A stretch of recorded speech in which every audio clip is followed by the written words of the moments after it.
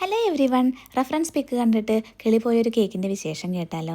ഇതാണ് കേട്ടോ എനിക്ക് അയച്ചു തന്നിട്ടുണ്ടായിരുന്ന റെഫറൻസ് പിക്ക്. ഇനി ഞാൻ ബാക്കിയുള്ള കഥ പറയാം.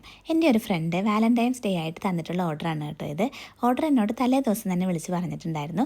പക്ഷേ റെഫറൻസ് പിക്ക് പിറ്റേ ദിവസം രാവിലെ, അതായത് വാലൻറ്റൈൻസ് ഡേയുടെ അന്നാണ് എനിക്ക് അയച്ചു തന്നിട്ടുണ്ടായിരുന്നത്. റെഫറൻസ് പിക്ക് കണ്ടതും എനിക്ക് നല്ല ടെൻഷനായി കേട്ടോ. കാരണം വേറൊന്നുമല്ല, ആദ്യമായിട്ടാണ് ഷോർട്ട് നോട്ടീസിൽ ഒരു ഫോണ്ടൻ ഫിഗറുള്ള കേക്ക് വരുന്നത്, അതും ഹ്യൂമൻ ഫിഗർ.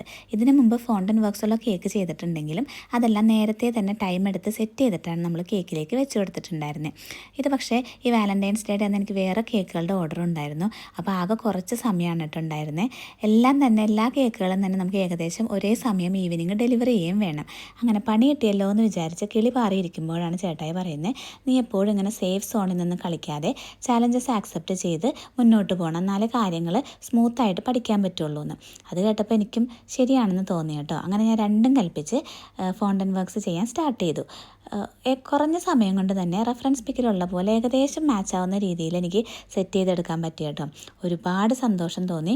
കാരണം ആ ചലഞ്ച് അക്സെപ്റ്റ് ചെയ്തുകൊണ്ട് മാത്രമാണ് എനിക്കുണ്ടായ ഇമ്പ്രൂവ്മെൻറ്റ് എനിക്ക് മനസ്സിലാക്കാൻ പറ്റിയത്. റെഫറൻസ് പിക്കിലെ പോലെ തന്നെ ബാക്കി സംഭവങ്ങളെല്ലാം നമ്മൾ സെറ്റ് ചെയ്തെടുത്തിട്ടുണ്ടായിരുന്നു. എന്നോട് 10 ഇയേഴ്സ് എന്നുള്ളത് മാറ്റി 7 ഇയേഴ്സ് ഓഫ് ലവ് എന്ന് വയ്ക്കാൻ പറഞ്ഞിട്ടുണ്ടായിരുന്നേ. അതുപോലെ എല്ലാം സെറ്റ് ചെയ്തെടുത്ത് കേക്ക് ഫിനിഷ് ചെയ്തെടുത്തിട്ടുണ്ട്. അപ്പോൾ അവർക്ക് ഒത്തിരി ഇഷ്ടപ്പെട്ടു കേട്ടോ. എന്നോട് കേക്കിനെ പറ്റി നല്ല ഫീഡ്ബാക്ക് പറഞ്ഞിട്ട് മെസ്സേജ് അയച്ചിട്ടുണ്ടായിരുന്നു. അത് ഞാൻ ഈ വീഡിയോയുടെ ലാസ്റ്റ് ചേർത്തിട്ടുണ്ട്. അപ്പോൾ കിളി പാറിയാണ് നമ്മൾ ഈ കേക്ക് ചെയ്യാൻ സ്റ്റാർട്ട് ചെയ്തെങ്കിലും ചെയ്ത് വന്നു കഴിഞ്ഞപ്പോൾ ഒത്തിരി സാറ്റിസ്ഫാക്ഷൻ കിട്ടിയൊരു കേക്കായിരുന്നു കേട്ടോ. അപ്പോൾ അത്രയേ ഉള്ളൂ നമ്മുടെ ഇന്നത്തെ വീഡിയോ. By for now.